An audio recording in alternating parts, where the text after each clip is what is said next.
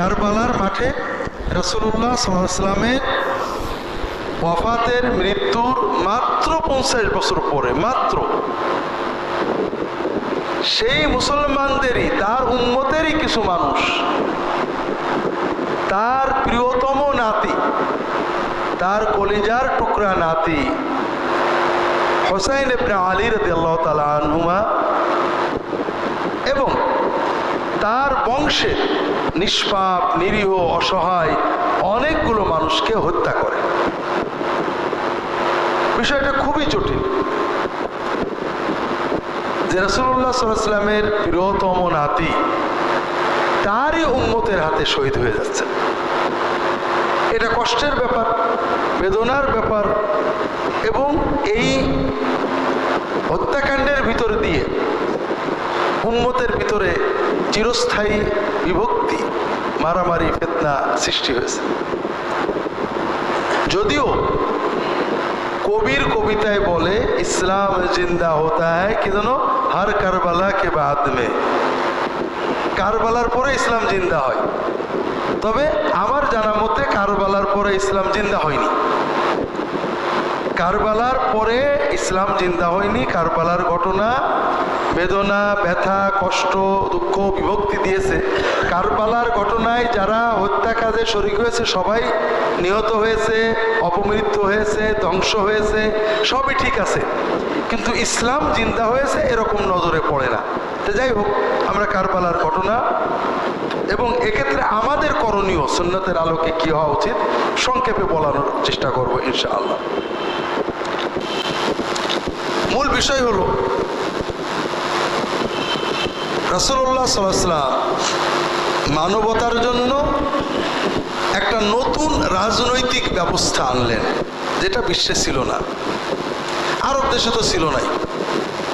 আরব দেশের মানুষ ছিল কবিলাতান্ত্রিক, গোত্রভিত্তিক, কোনো রাষ্ট্র কিন্তু আরব দেশে ছিল না। রাসূলুল্লাহ যখন আসেন আরবে কোনো রাষ্ট্র ছিল না, ছিল একদম সিরিয়ার পাশে এবং পারস্যের পাশে ছোট রাষ্ট্র ছিল। রাষ্ট্র মানে একজন রাষ্ট্রপ্রধান, তার হাতে বাহিনী, বিচার আচার, জনগণ যে যে গোষ্ঠীর হোক আর যে দলের হোক রাষ্ট্রের আইন মেনে চলতে হবে। আর আরব দেশে ছিল রাষ্ট্র বলে কিছু নেই, সমাজ ছিল আর গোত্র। প্রত্যেক ব্যক্তি তার কবিলা, মণ্ডল গোষ্ঠী, মণ্ডলদের হেড, সে বললে অস্ত্র নিয়ে বেরিয়ে যাবে, সে বললে দাঁড়িয়ে যাবে, সে বললে লড়াই করবে। প্রত্যেক গোত্রের মানুষ তাদের গোত্রের প্রধানের নির্দেশে চলতেন।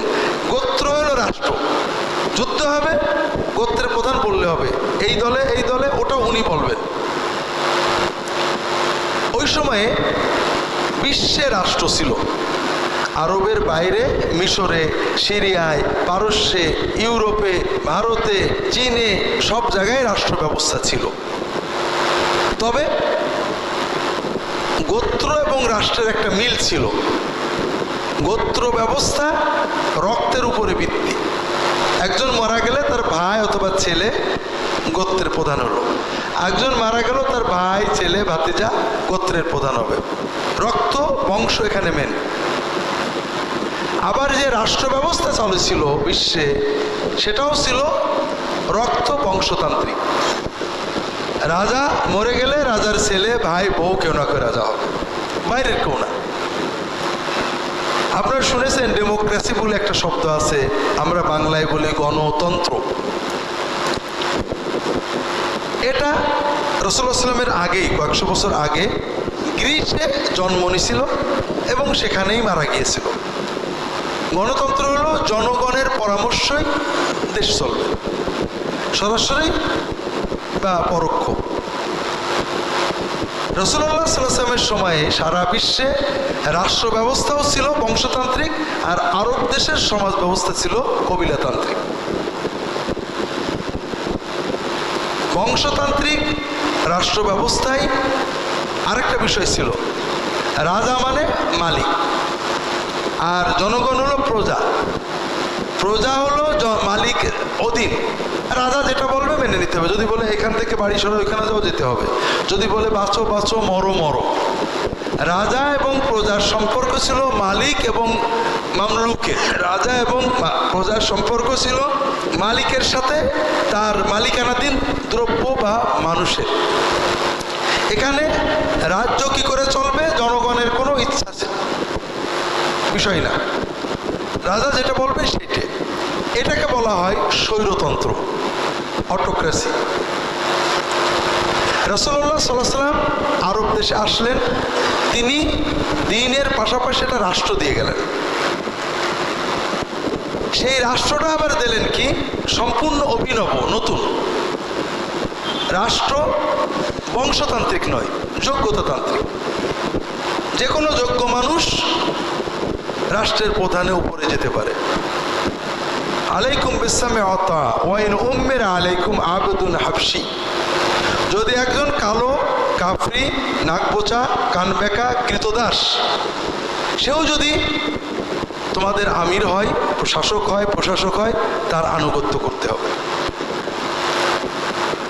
দ্বিতীয় বিষয়, এখানে জনগণের পরামর্শ নিয়ে চলতে হবে। আমরুম শুরা বাইনাহুম, প্রতিটি কাজ আমানত আদায় করতে হবে, ইনসাফ আদালত প্রতিষ্ঠা করতে হবে। জনগণ ইচ্ছা করলেই শাসকের সমালোচনা করতে পারবে, তার সামনে আইন পেশ করতে পারবে, যেটা ঠিক হয়নি। এই যে সিস্টেম, এটা অভিনব ছিল। আরবরা তো দেখেইনি, দুনিয়ার মানুষ ওই সময় দেখছিল না। এখন রাসূলুল্লাহ সাল্লাল্লাহু আলাইহি ওয়াসাল্লাম যখন তার মৃত্যুর সময় আসলো, সাধারণ মানুষ সবাই আশা করছে তিনি কাউকে গদ্দিনশীল করে যাবেন। কারণ আইন কানুন যাই দেওয়া হোক, নিয়ম হলো কেউ মরার সময় কাউকে না কাউকে বলে যাবে আমার পরে তোমরা এর দেখবা। রাসূলুল্লাহ সাল্লাল্লাহু আলাইহি ওয়াসাল্লাম এটা যদি বলতেন তাহলে সহজ হতো মানুষের জন্য, কিন্তু এই যে নতুন সিস্টেম রাসূলুল্লাহ সাল্লাল্লাহু আলাইহি ওয়াসাল্লাম দিলেন, এটা প্র্যাকটিক্যাল হতো না। যেমন আপনি সাঁতার শেখাবেন, হাত ধরে রেখেছেন, প্র্যাকটিক্যাল হলো না। হাত ছেড়ে ধাক্কা মেরে পানিতে দিলেন, 5 গাল ঢক ঢক করে পানি খাবে, পেট একটু ফুলবে, সাঁতার শিখে যাবে। এখন রাসূলুল্লাহ সাল্লাল্লাহু আলাইহি ওয়াসাল্লাম কাউকে দায়িত্ব দিয়ে গেলেন না। তখন সাহাবীদের ভিতরে দুটো ধারা ছিল। রাসূলুল্লাহ সাল্লাল্লাহু আলাইহি ওয়াসাল্লাম বংশের অনেকে মনে করতেন, অথবা কোনো কোনো সাহাবী মনে করতেন যে রাসূলুল্লাহ যাই বলেন, যুগ যুগ ধরে তো বংশতন্ত্রই চলছে। আমাদের দেশে কোনো পীর সাহেব যদি মরে যান, তার গদ্দিনশীল কে হয়? যদি অন্য কেউ হয়, মুরিদরা মানতে চায় না। এটা আমরা পীর সাহেবরা, পীর দরবারের লোকেরা করতাম। এখন রাজনীতিবিদরা কি করেন? কি করেন? এখন রাজনীতিতেও বংশতন্ত্র। কেন? কারণ মানে আমরা মানসিকতাই ওই রকম রয়ে গেছি। যদিও বলছি গণতন্ত্র, কিন্তু বংশের একজন মানুষকে যত কদর করি, অন্য বংশের মানুষের ওই রকম কদর করতে পারছি না।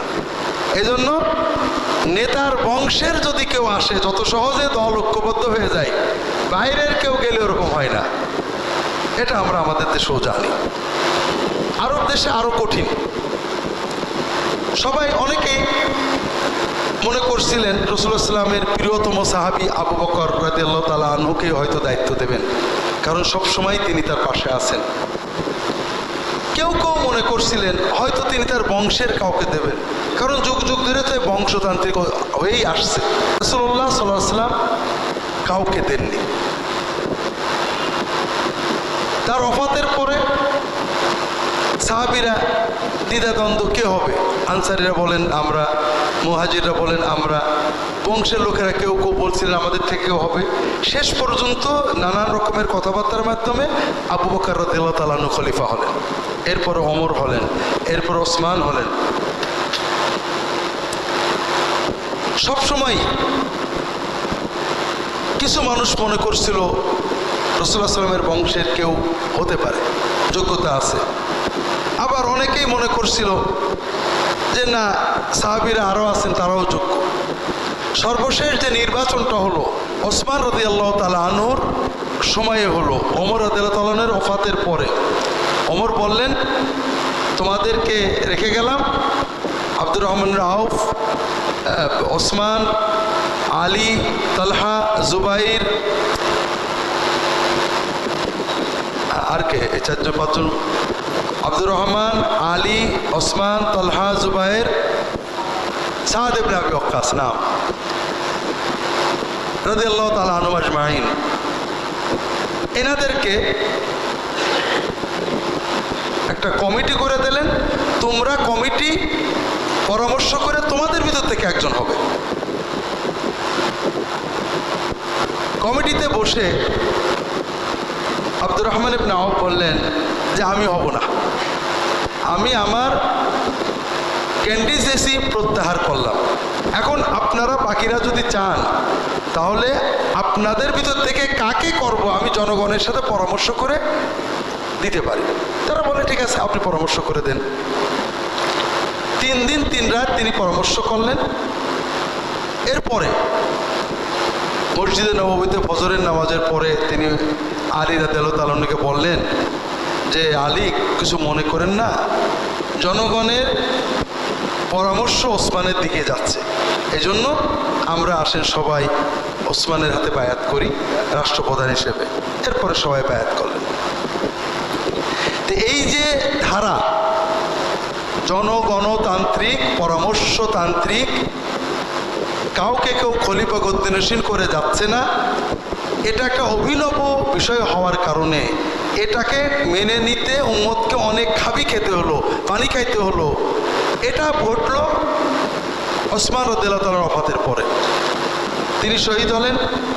মদিনার লোকেরা আলী রাদিয়াল্লাহু তাআলাকে খলিফা বানালো।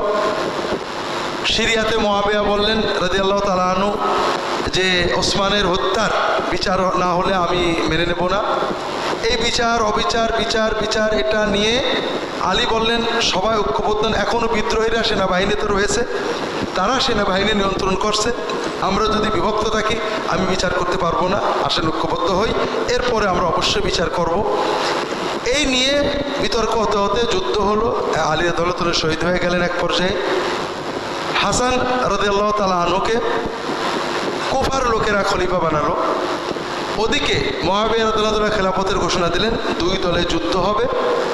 হাসান রাদিয়াল্লাহু তাআলা আনহু নিজে বলেন যে না, আমিও আমার নানার উম্মতে যুদ্ধ করাবো না। তিনি মুআবিয়া রাদিয়াল্লাহু তাআলাকে ছেড়ে দিলেন। এই হলো তৎকালীন প্রেক্ষাপট। আমি বিস্তারিত বললে অনেক সময় লাগবে, ওদিকে যাব না, আমাদের শিক্ষাতে আসি। মুআবিয়া রাদিয়াল্লাহু তাআলা আনহু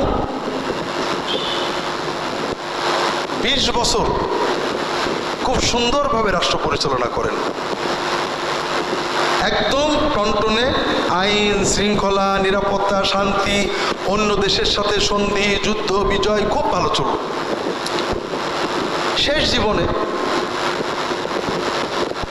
অনেকেই তাকে পরামর্শ দিল যে ওমরের পর থেকে মুসলিম রাষ্ট্রটা যেভাবে দুর্বল হয়ে গেছিল ওসমান এবং আলী রাদিয়াল্লাহু তাআলার সময়ে, আপনার সময় খুব শক্তিশালী হয়েছে, আপনি একজনকে গদ্দিনশীল করে যান। তিনি বিষয়টাকে ভালো মনে করলেন, উম্মতের জন্য, দিনের জন্য, রাষ্ট্রের জন্য। কাকে করা যায়? আপনার ছেলে ইয়াজিদকে করেন। আপনারা তো মনে করেন যে ইয়াজিদের পক্ষে বোধহয় কেউ ছিল না। আচ্ছা বলেন, আমি হুজুর যদি ভোটে দাঁড়াই, প্রেসিডেন্ট ভোটে, আর আমাদের দেশের কোনো প্রেসিডেন্ট বা প্রধানমন্ত্রী ছেলে দাঁড়ায়, ভোট কে বেশি পাবে? কম। হ্যাঁ, আমরা হয়তো মনে করি তৎকালীন মুসলিম বিশ্ববোধে ইয়াজিদের পক্ষে কেউ ছিল না। অধিকাংশ এলাকায় ইয়াজিদের পক্ষে ছিল। আরব কবিলাগুলো, বিশেষ করে মক্কা শরীফ, মদিনা শরীফ, কুফা বাদ দিলে অধিকাংশই তাদের কথা হলো এটা খুব ভালো হয়, দেশের আইন শৃঙ্খলা ভালো থাকবে। কিন্তু মক্কা শরীফ, মদিনা শরীফ, পুরনো সাহাবীরা তখনও বেঁচে আছেন অনেকেই, তারা এটা পছন্দ করলেন না, অনেকে রাজু হলেন না। এই অবস্থায় মুআবিয়া রাদিয়াল্লাহু মারা গেলেন। ইসলামী রাষ্ট্র ব্যবস্থায় আগের সরকার বলে গেলেই রাষ্ট্রপ্রধান হয় না। রাষ্ট্রপ্রধানের মৃত্যুর পরে যখন জনগণ মেনে নেয় তখন সেটা রাষ্ট্রপ্রধান বলে গণ্য হয়। অধিকাংশ জনগণ ইয়াজিদের বায়াত করলো। মক্কা শরীফ, মদিনা শরীফের লোকেরা অনেকে ইয়াজিদের বায়াত করলো না, কেউ কেউ করলো। কুফার লোকেরা লক্ষ লোকে চিঠি লিখে পাঠালো। মদিনায় ইমাম হুসাইন রাদিয়াল্লাহু তাআলা আনহু ছিলেন। চিঠি লিখে পাঠালো, আপনি আসেন, আপনাকে আমরা বাদশাহ বানাবো। মুআবিয়া মারা গিয়েছেন রাদিয়াল্লাহু তাআলা আনহু, এখন খলিফার পদ শূন্য, আপনাকে আমরা খলিফা, আমরা আর কোনো খলিফা মানবো না। তিনি মদিনার বন্ধুদের কাছে পরামর্শ চাইলেন, সবাই বললেন যাবেন না। কুফার লোকেরা খুবই দুর্বল প্রকৃতির, মানে আমি বলছি, এটা সাহাবীরা বলেননি, আমাদের বাংলাদেশিদের মতো বিরাট নারায়ের তাকবীর দিয়ে আমার পিছনে আসে লক্ষ লক্ষ, ওই দিক দিয়ে একবার সাউন্ড এসে দেখবেন কিচ্ছু নেই। আর সিরিয়ার লোকেরা অসম্ভব জেদি, তারা ময়দান ছাড়বে না।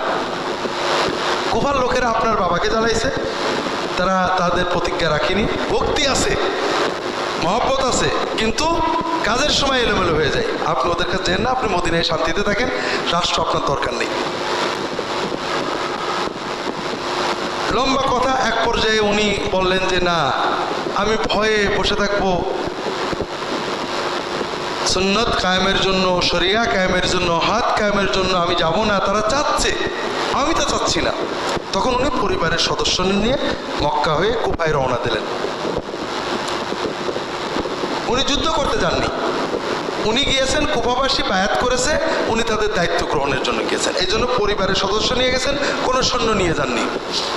এজিদ খবর পেয়েছে, তখন তার মোবাইল ছিল না, খবর পেয়েছে, কুফার লোকেরা হুসাইন রাদিয়াল্লাহু তাআলা আনহুর সাথে যোগাযোগ করছে।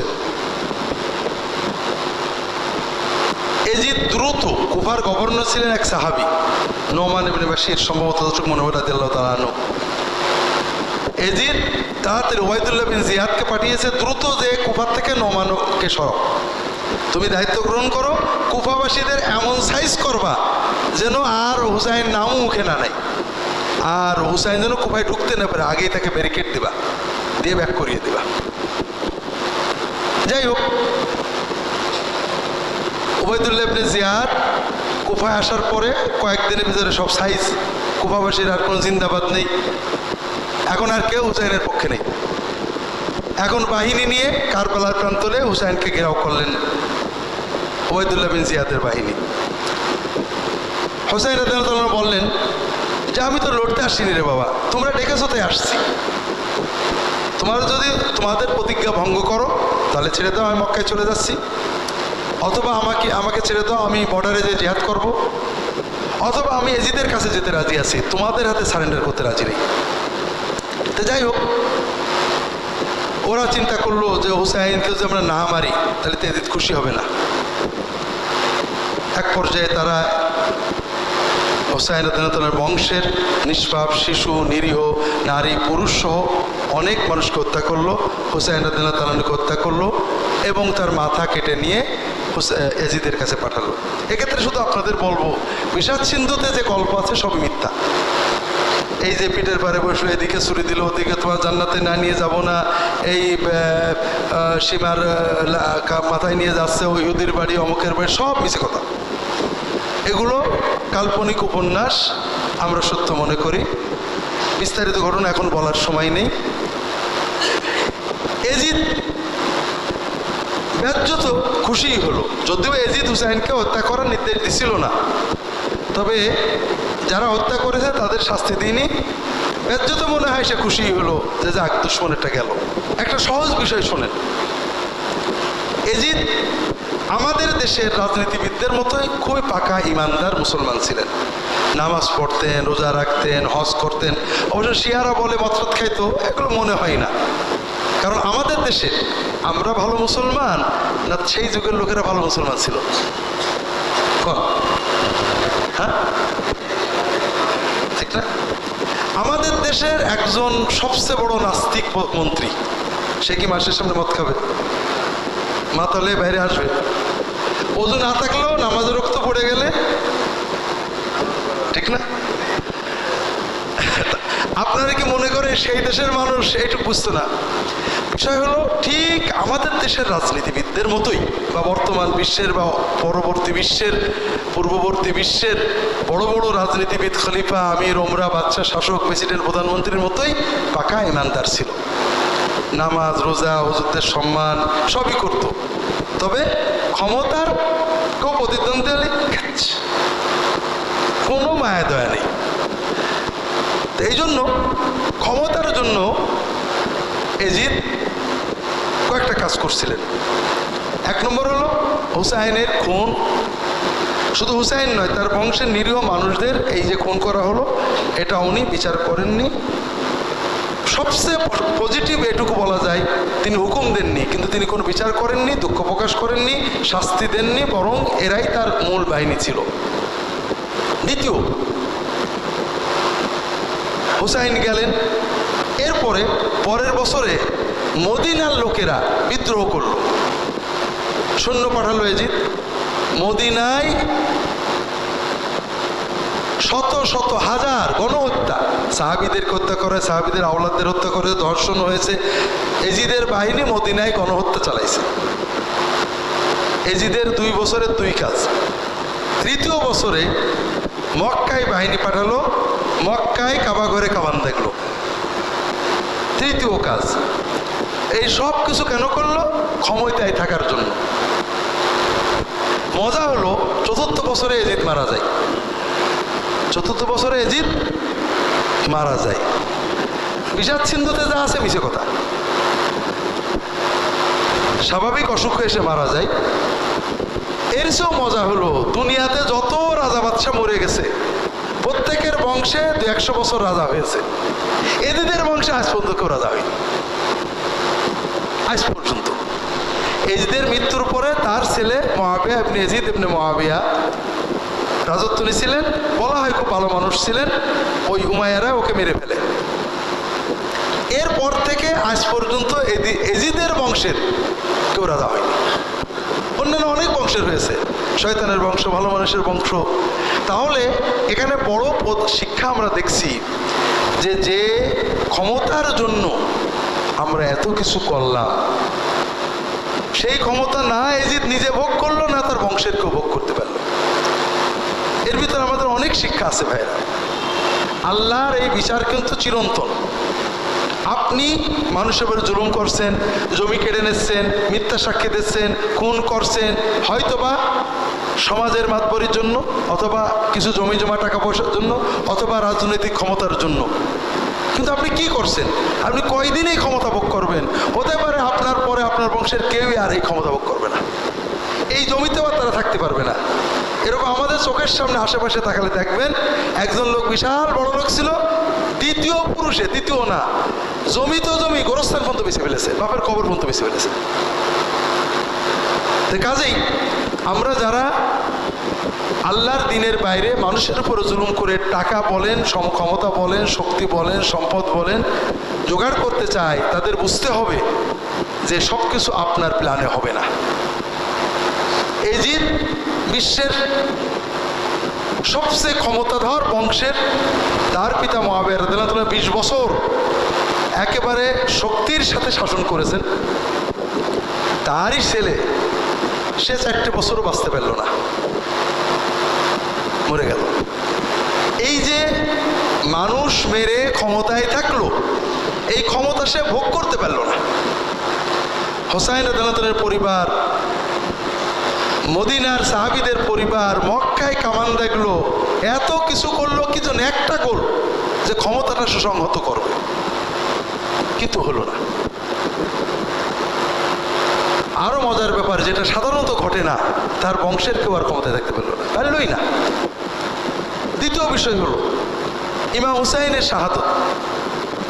ইমাম হুসাইন যখন মক্কা থেকে চলে আসবেন, মদিনা থেকে মক্কা, মক্কা থেকে কুয়া যাবেন, তখন 2-1 প্রবীণ সাহাবী বলছিলেন যে দেখেন, আপনার নানা হলেন আখেরাতের বাদশা, দুনিয়ার বাদশাহী আপনাদের জন্য পোষাবে না, কাজে ওদের দিকে যেতে না। দুনিয়ার বাদশাহী তারা চাননি, তারা দিনের জন্যই গেছিলেন। তবে আমাদের বুঝতে হবে, দুনিয়ার সাময়িক পরাজয় কিন্তু পরাজয় না। ইমাম হুসাইন মারা গিয়েছেন, নির্মমভাবে শহীদ করা হয়েছে, কিন্তু বীরের মতো লড়ে মরেছেন।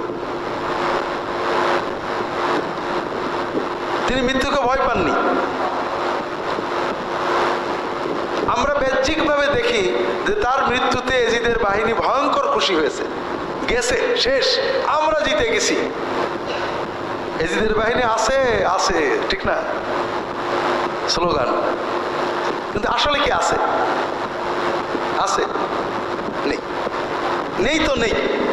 কারবালার হত্যাকাণ্ডে যারা শরীক হয়েছে প্রত্যেকেই খুন হয়েছে, একজনও বাঁচেনি।